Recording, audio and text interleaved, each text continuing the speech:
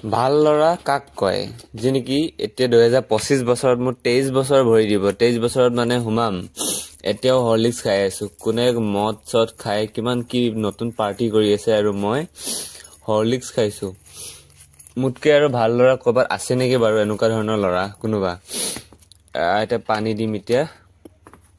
गरम पानी देना पड़ेगा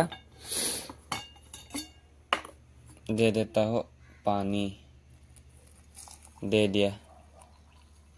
बस ये हो गया काफी मद भांग नुखुआ लड़ा हॉर्लिक्स खाबई লাগিব